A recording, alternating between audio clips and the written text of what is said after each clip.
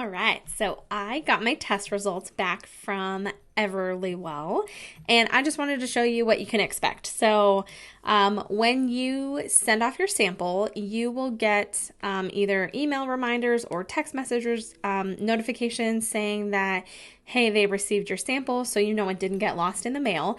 And for me, mine probably took, let's see what if I sent it out. I ordered it on the 25th, and then they sent me an email saying they received my sample on the 4th. So you'll get that. That way you can follow along. And then the next day, I actually got my email saying my results were ready. So you can follow the link, or you can just click on it, but I've already clicked on so you guys can actually see what this looks like. So when you come, this will show you all of your Everlywell tests that you've ordered. So there's a lot of different ones that you can do, but today we're just kind of focusing on the food sensitivity because that's the only one that I've looked at a little bit more. But this will tell you your results, and this is a really cool just overview of what you're sensitive to. Again, this is not an allergy test, but it's just the sensitivity. So this basically just showed where my normal foods are, and I was surprised that I didn't have as many because I thought maybe I would have more, but then what I was sensitive to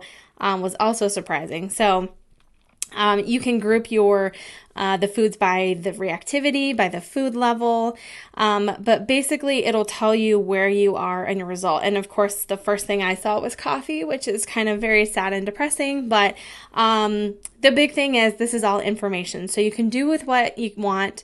You can take this information and you can change how you eat, how you feel, and overall just your whole lifestyle in general. So, but you don't have to if you don't want to. I certainly plan on doing it and doing the elimination diet so I can figure out what's better for my body, what's not good. But this again just kind of gives you a little snap of what everything's going on. So I didn't really have any severe reactivities, but they do suggest that if you have any severe, moderate, or mild, you should go through the elimination diet and just kind of stick to the foods that are okay with you and then slowly add things back in there. So this will show you again your relative, if you're moderate, if you're severe, whatever. So for me, I only had 2 moderate, which is pretty good. So eggs, coffee, and egg whites. But then also I have mild reactivity to several other foods.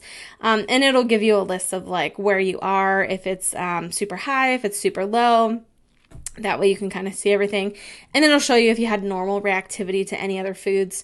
So for 183 foods, I have normal reactivity. So it means my body doesn't go into this weird allergic reaction or sensitivity reaction of inflammation and all that when I eat them. So that's a good thing. I was like, I had more things on there than I didn't. So like I said, you can decide what you want to do next, but I just wanted to share this information for you that you can do it. It's super simple. It doesn't really cost a lot of money when you compare it to other things. You can do it at home. I can help you here. I've had a couple people that I've helped here. Just the big thing is make sure you drink lots of water so you're hydrated.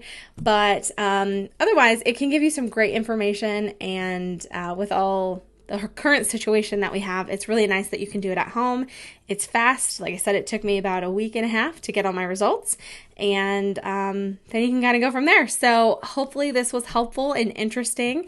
If you guys have any more questions on it or you want to know more information, you want a link or anything, you let me know. And hopefully we can help you figure out all your food sensitivities. All right, we'll see you guys later.